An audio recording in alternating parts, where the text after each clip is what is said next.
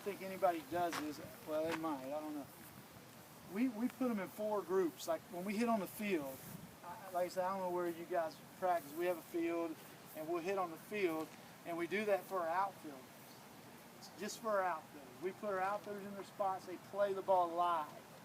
Okay. Anybody that's not an outfielder, that's not in the infield, is going to just filter in. They let the ball. They get the balls that go to the fence. But our outfielders play them live.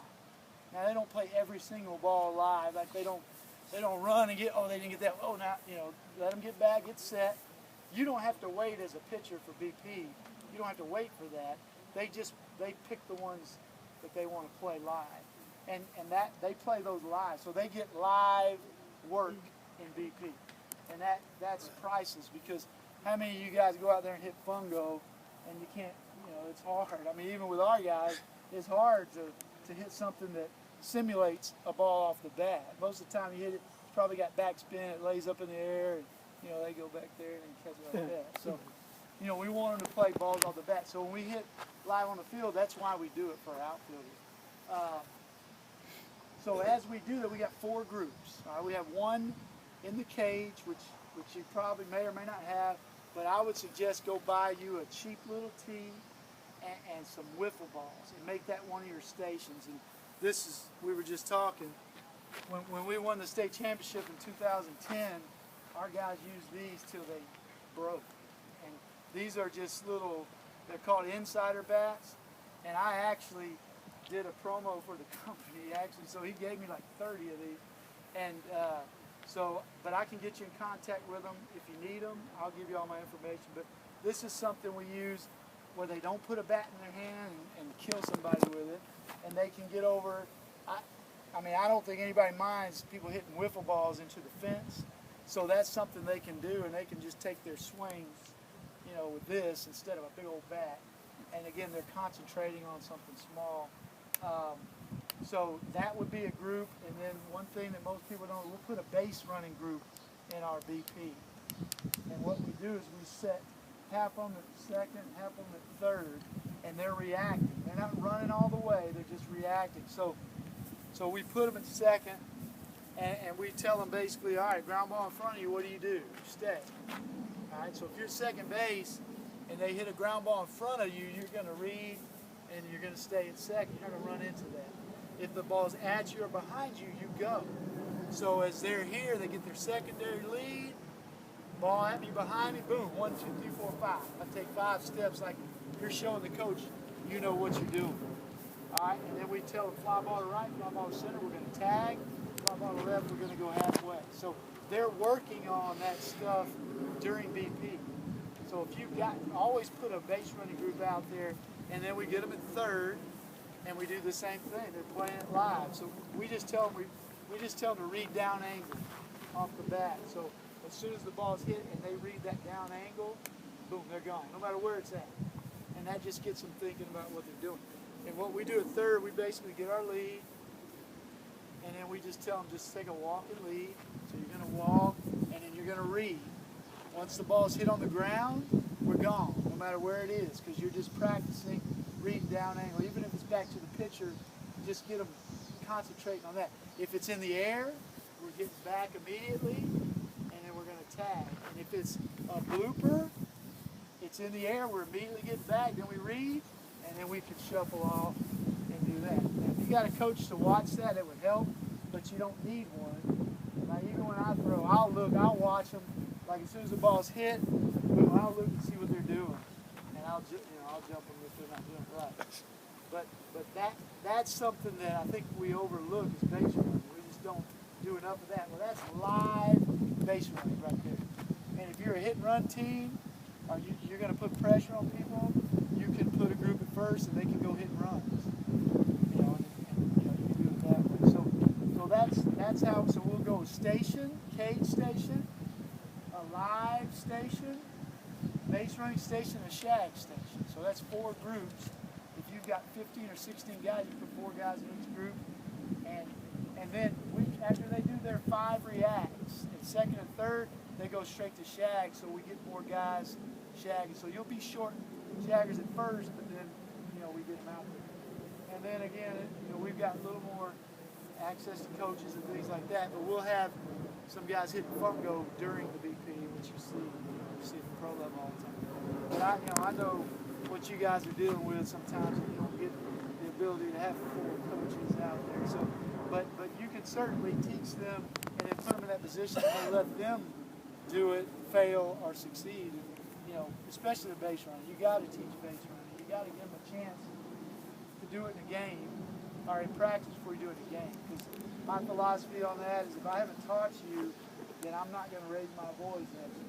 If I've taught you and you mess it up, then that's when you're going to get in trouble. But if I haven't taught you, then there's no reason for me to get upset. And you can set scenarios up on the bases. Fielding wise, we'll go a little bit of infield first. I played a little shortstop in college, so that's my favorite spot. What we try to do with our guys is we really want to work around the right of the baseball. So as the ball's coming, we'll just say that ball's coming at me, all right? My first step is gonna, if it's right at me, my first step is gonna be to the right. So I want to kind of work around it. It does two things for you. It lets you read the angles and the bounces, okay? And it also gives you better flexibility. If you run right at it, you don't have that flexibility with your hand. And I'll give you an example. I used to think all coaches were the same when I first started coaching. I'm starting to realize they're not all the same.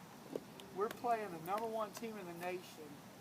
We've got 6 sophomores on the field, and we're playing for a state championship. And we hit just a little medium chopper, and Klein High School's third baseman ran straight to the ball, and it ate him up, and we ended up having a rally because he didn't play that ball properly. And I'm thinking to myself, everybody knows that, but for some reason they did. So like that little ball that ate him up, if he works to the right of it, boom, he's got flexibility. He can move his hands any way he wants. It's not going to eat him up. So that's our fundamentals as far as first thing we want to do is work to the right of the ball. Okay? So when that ball's hit at me, I'm going to shuffle a little bit to the right, then I'm going to break down, I'm going to field it out in front, and now I'm ready to throw. And Coach, you go on left for lefties? Yeah. Okay. Same thing, yeah. Okay. Yeah, you're your first baseman. I'm sure y'all might have a left-handed shortstop, probably. But tell him when he gets to high school, that's over with. But yeah, lefty, we're here, we're going to work here. And all that's doing is just giving you some freedom, in case you have a bad hop or something goes wrong, you've got freedom with your glove hand. If you just run straight to it, you don't have that freedom. So work around the baseball. Here's some drills that we can do to help them with that. Can I ask a quick question about that real quick? Yeah. From an age standpoint? I teach 6, 7, and 8, you're sort of trying to get them to get in front of the ball. So Exactly. At what point do you actually... Well, that might help them, though. Think about it. It might help them get out from behind the ball and have a little flexibility and then work back to it. Your kid, I would, when we do our little camps, we start out with that because it helps them.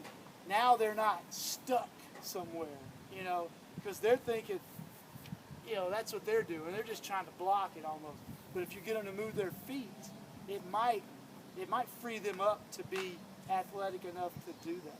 But let me show you some drills we do. We'll get them all in a line right here. All right, we got 10 guys. Let's say 9 for the purpose of the drill. So we got 3 balls out in front. We got a line here and a line there in front of that ball. Okay? So the coach can stand right there and we'll say ready. All right, so now they got to get ready. All right, and ready is not, be athletic, be able to move, right? A lot of guys think ready is put their glove on the ground and get wide, right? That's not what it's about. Get ready so you can move. So my glove doesn't have to be on the ground when I get ready. My glove has to be open though. All right, so we're here, we're getting ready, all right? And then we'll say go. And so the first step they're going to take is to the right of the ball. They're going to work to it, and then they're going to break down. And look where I am. I'm right back where I should be. But I'm catching off my left side, and I've got it right here. So they're not going to actually put the ball in their glove. They're just going to get in that position, and then you can hold them right there. And then you can walk like if I'm here, I can walk. No, that ball's too deep on you, son. Take a step back, get out front. Okay, so you can get them to hold. So as they round it, you just say hold it, field it. So you're here, hold. So they'll just hold right here, and then you can tell them when to release. So you can get them in a position, you know what it looks like, you know what a good position looks like. So you can get them in this position where their head's down, you know, and their back's flat. Yeah, I agree. With the age thing, it's just going to vary, but I really think if you can get them to move their feet, it'll help them. Because a lot of times, I'll see some guys, they'll just squat as soon as the ball's hit. They just squat, and now they have nothing. So these drills will probably help free them up and give them a little freedom of what they're doing. And, maybe now you'll start to get some guys really, wham, they get way over here, and then you got to go way back over here. We just call it right foot hook the ball. So right foot hook the ball. So that ball's coming, just right foot hook. Get your right foot around it, and now you're ready. You go attack, attack. So that's one drill, and then we'll go ahead and do the same thing, and we'll just roll it to them. Okay, we'll just roll it to them, get them to catch it with their hands. Don't let it get in there and then feel for it. But that gets it all kind of slowed down and let them kind of feel what they're doing. And you're going to have guys with outfield gloves in the infield, all that stuff. And it's going to be hard, but try to encourage your especially they're middle infielders. Try to encourage them to get a little smaller glove. But as they get older, they'll figure that out. So I wouldn't worry about it too much, but just try to get them around the ball. Some practice plan stuff that might help you. Try to